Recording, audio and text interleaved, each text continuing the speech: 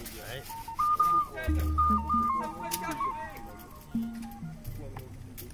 De l'autre côté de la colline, on tombe sur le fleuve. Et à moins de 100 lieues en amont, la ville fortifiée. On devrait y être dans 1 heure. Une ville fortifiée? Au milieu de la jungle? Vous avez la fièvre, franchement. Négatif, capitaine. Enfin, pour la fièvre. Et positif pour la ville fortifiée, capitaine. De ce que j'en ai vu, certains bâtiments font plusieurs étages. Il y a des palissades en bois tout autour et une belle porte, avec 2 tours de guet pour pénétrer dans l'enceinte. Et puis ce que j'en dis, c'est que ça a l'air de brouiller de monde là-dedans. Et puis que ça va nous faire du bien de manger autre chose que du manioc en poudre. Lukoleta est la capitale du royaume Mpembo. L'actuel souverain, le roi Mpanzu Alumena, est connu pour avoir plus de 10 000 sujets. Un roi maintenant. Et comment doit-on l'appeler? Votre Majesté, Votre Excellence, Messire Grand Chef des fétiches aux 1000 gris-gris? Le roi Mpanzu maîtrise plus de 8 langues continentales et européennes, dont le français. Il a aussi une garde personnelle composée de 300 hommes, d'excellents fusils allemands et est assez sensible au respect de son rang et de sa dignité. Mais ne vous inquiétez pas pour le protocole. Je doute qu'il accepte de recevoir un autre blanc que le chef de cette expédition. Cet homme peut nous donner des renseignements précieux sur le professeur de l'Écluse. Il est presque certain que son expédition a fait une escale à Lukoleta. Nous devons lui faire une bonne impression, entrer dans sa cité avec toute la pompe dont nous sommes capables. Qui est somme toute assez modeste, hein? Ne vous arrêtez pas aux périantes et regardez le cœur de la fleur, Camille. Il n'y a rien de tel qu'un défilé impromptu pour raviver les couleurs d'une compagnie militaire.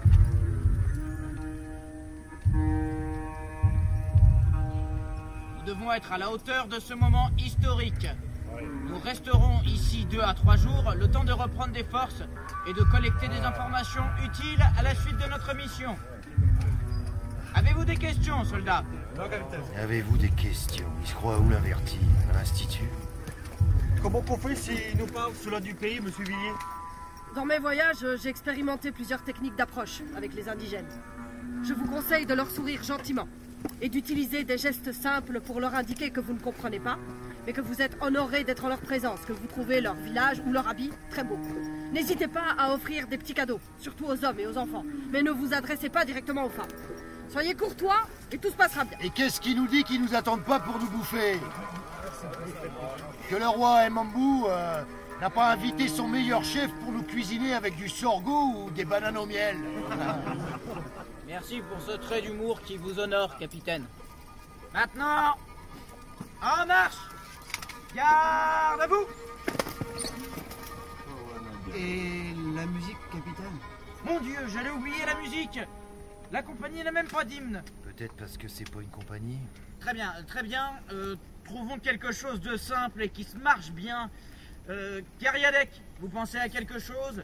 Un chant de chez nous, peut-être? Guerre, Ventevent ou la jument de Michaud? Ah, le premier, c'est parfait. Laissons le loup, le renard et la bonnette en dehors de tout cela. Commencez à chanter. Je suis certain que les autres sauront entonner l'air. Il n'y a que 4 notes de toute façon. Les porteurs nous accompagneront avec leur tambour. En avant! Marche! Après cette année de guerre... Ah, j'aime vraiment beaucoup les défilés. Après cette année de guerre, cette année de bâtiment, je reviens de grande terre, je reviens à l'Orient. Je reviens de grande terre, guerre, lentement. C'est vraiment très intéressant.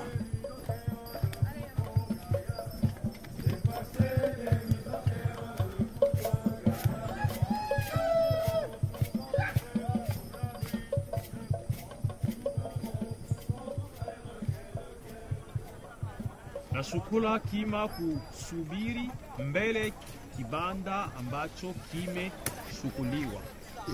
Unaweza pia kuocha ndani ya kibanda. Uko na shuka? Menasuka. Un repas a été préparé spécialement pour les soldats et vous attend devant la hutte qui vous a été réservée. Vous pourrez également vous y laver. Allez profiter de ce repos bien mérité. Je vous rejoindrai après mon dîner avec le roi Mpanzu. Emmenez-moi avec vous. Invitez-moi chez le roi. Ah, c'est impossible, Camille. Le conseiller a été formel. Il veut un tête-à-tête. Seul Christian sera avec moi en cas de besoin. Nous avions un accord. Je finance une bonne partie de l'expédition. J'ai le droit d'être aux premières loges. Je ne peux pas malmener le protocole à ce point. Et qu'en penseraient les autres? Cela éveillerait les soupçons. Je suis désolé. Je comprends que la perspective d'une soirée avec ces soulards ne vous enchante guère. Ce sera certainement plus distrayant qu'avec vous. Hé les gars! Camille! Je vous dis vite d'ouvrir une caisse de vin de la réserve. Cette femme, il y a quelque chose en elle de dangereux, c'est évident.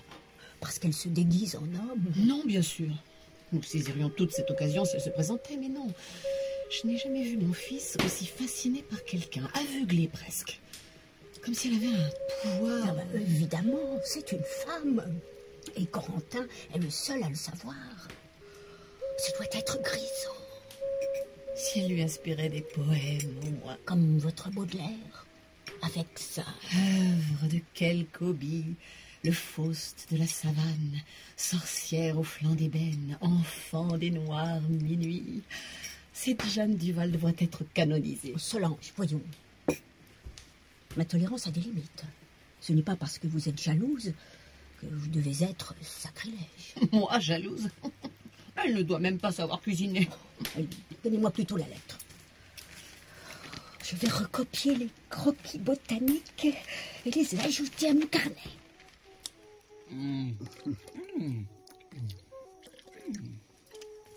Qu'en pensez-vous, capitaine? C'est délicieux. Ah, toutes ces couleurs, ces goûts. On ne sait plus où on en est.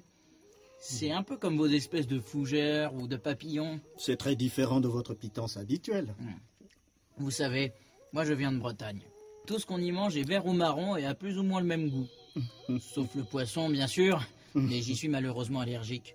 C'est regrettable, en effet. Votre français est tout à fait admirable. Avec qui l'avez-vous appris? Avec personne. Pardon? Je me suis procuré une caisse d'ouvrages français dans un comptoir du Luango.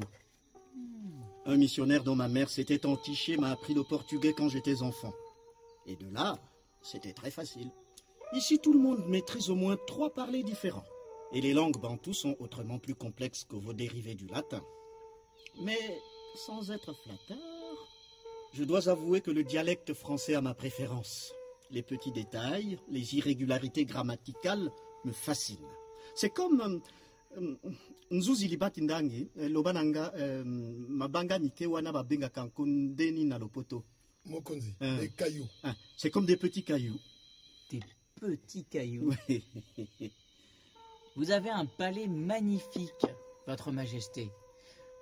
Pour vous dire la vérité, aucun d'entre nous ne s'attendait à découvrir une cité aussi opulente dans un endroit pareil. Qu'entendez-vous par découvrir? Ah non, non, ce n'est pas le bon mot, bien entendu.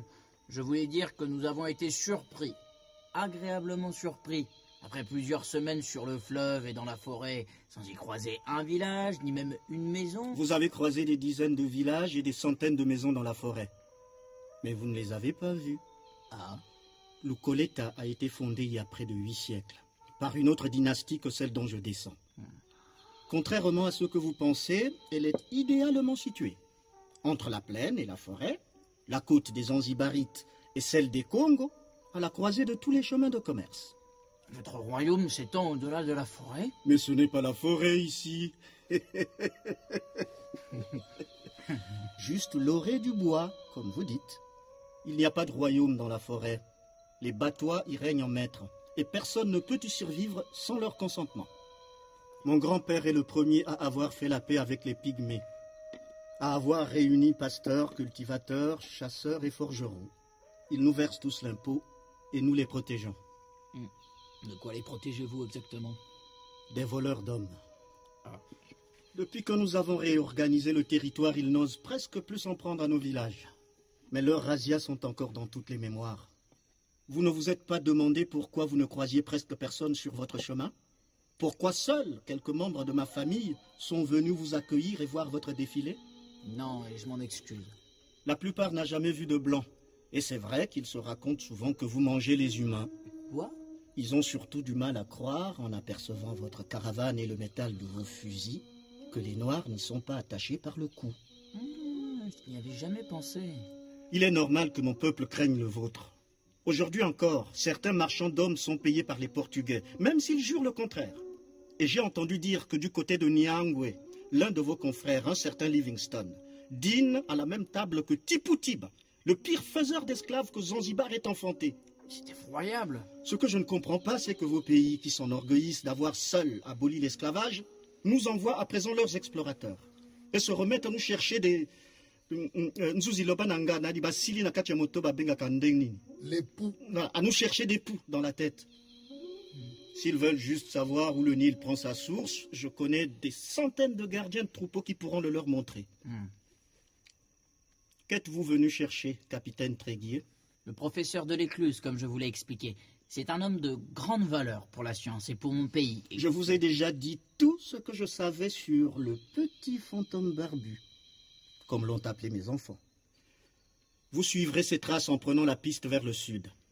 Mais vous ne le retrouverez que s'il le veut lui-même.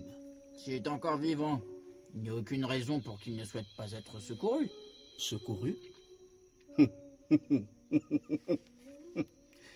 Et vous, capitaine, voulez-vous être secouru?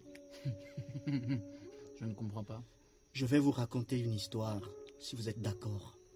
Mais reprenons avant cela un peu de vin de palme. Koutou Batrans, Mema Biso Masanga. La soirée va être longue.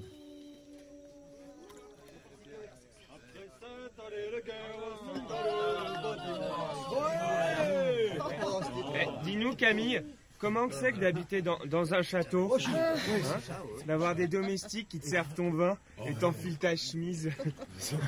Est-ce qu'on dirait les vêtements toujours chauds et la soie bien douce empêchent les poils de pousser? Chasse-moi ses bras et ses mains. Une vraie sirène. Ah, vous vous fichez dedans, les gars. Je suis pas un châtelain, moi. Je suis un aristo de l'aventure. Et ma famille a plus d'avoine que le duc de Braille, mais j'ai jamais dormi plus de 3 mois au même endroit. J'ai partagé les cabanes en rondins des Acadiens et les tentes en peau des Ouïghours. J'ai chassé les serpents avec des amanites. Ah, c'est dangereux, ça. Oh non, des anamites. J'ai même passé 2 semaines sans descendre du dos d'un dromadaire. Alors vos conneries de verre en cristal, hein. Et j'aime mieux avoir mes poils sur la tête que sur le cul. Au moins, j'ai pas besoin de mettre un mouchoir de pucelle sous mon casque. Hein, Castelnac? Ça parle bien fort quand ça a bu, dites-moi. On n'a pas l'habitude des boissons d'hommes. Commencez à me courir sur le haricot avec vos insultes, Gabard. Capitaine Gabard. Pour moi, vous êtes seulement Gabard. L'immonde, l'épais, le vil Gabard. Je te conseille de t'arrêter, Villiers. C'est pas dans mes habitudes de rosser des mioches, mais si je m'y mets, j'irai jusqu'à ce que ta petite gueule d'enfant de cœur se mélange à la boue du fleuve. Ah, tu crois ça? Pourceau du Vexin, je t'aurais fait bouffer la glaise avant que t'aies pu en décoller tes gros pieds.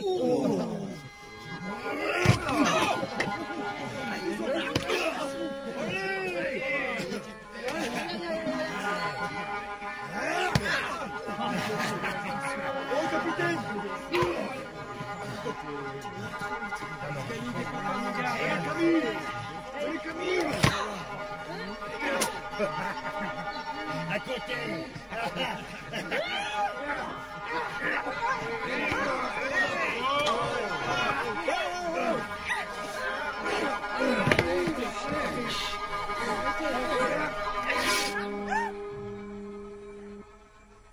Putain de bordel de merde.